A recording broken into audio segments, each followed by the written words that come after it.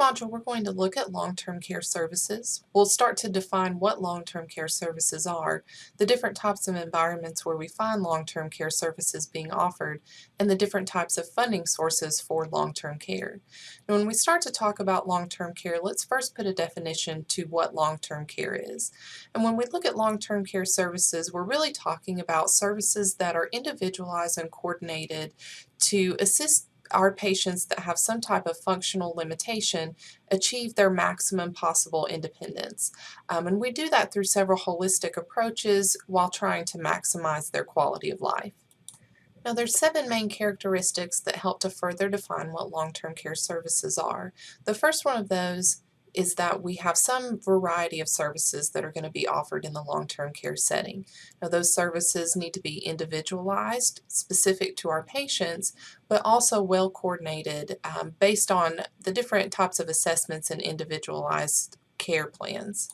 And because our healthcare delivery system is difficult enough to navigate on your own, those services must be well coordinated for our patients, particularly those with several existing comorbidities.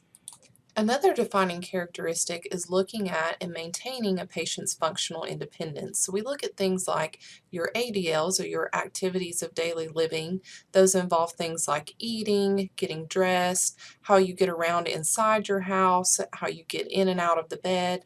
And then we also look at your IADLs, or your instrumental activities of daily living. So things are a little bit more advanced, things like how you prep your meals, how you get around outside, take your medicine, how you manage money, grocery shop, things like that.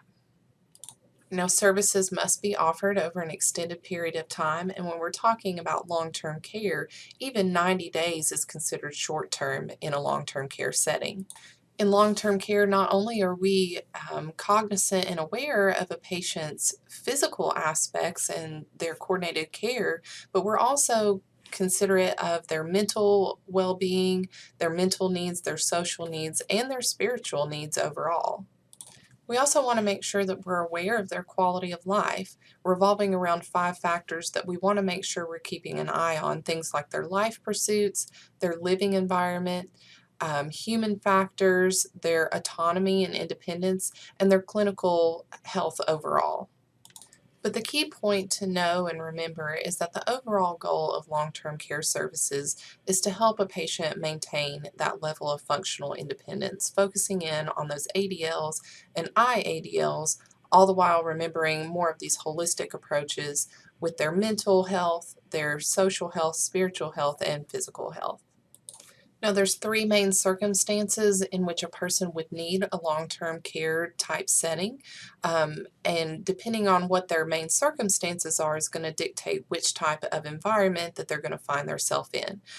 So 3 main circumstances under which a patient may need long-term care setting is they have some type of cognitive impairment that will not allow them or limit them in their daily tasks. So remember those ADLs and those IADLs. Or they may need some type of continuity of care after they've been released from the hospital, or they need care in just a more specialized type of environment. So depending on what type of circumstance they may find themselves in is going to dictate which type of environment in terms of long-term care that we're going to find our patients in.